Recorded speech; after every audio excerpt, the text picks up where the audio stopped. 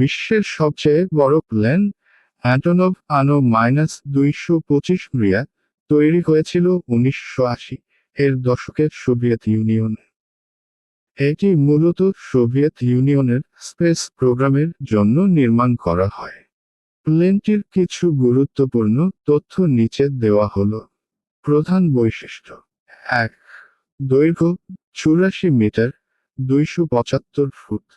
২. Wingspan 88.4 metre 290 ফুট। ৩. উচ্চতা 18.1 metre 59 foot. ৪. ওজন বহনের ক্ষমতা সর্বোচ্চ 250 টন। ৫. ইঞ্জিন সংখ্যা ৬টি turbofan engine. ৬.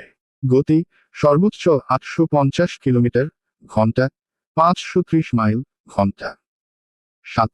Range 15,400 kilometre 9,570 mile জ্বালানি রিফিল ছাড়া।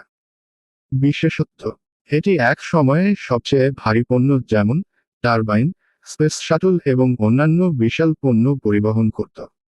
এর নাম মৃয়া ইউক্রেনীয় ভাষায় স্বপ্ন অর্থ প্রকাশ করে। ধ্বংস: 2022 সালে রাশিয়া ইউক্রেন যুদ্ধের সময় প্লেনটি ইউক্রেনের হোস্টোমেল এয়ারপোর্টে রাশিয়ান আক্রমণে ধ্বংস হয়ে যায়। তবে ইউক্রেন অ্যান্টনভ ডিজাইন ব্যুরো এটি পুনরায় নির্মাণের পরিকল্পনা করছে। এটি বিশ্ব বিমান শিল্পের এক অনন্য চিহ্ন হিসেবে পরিচিত।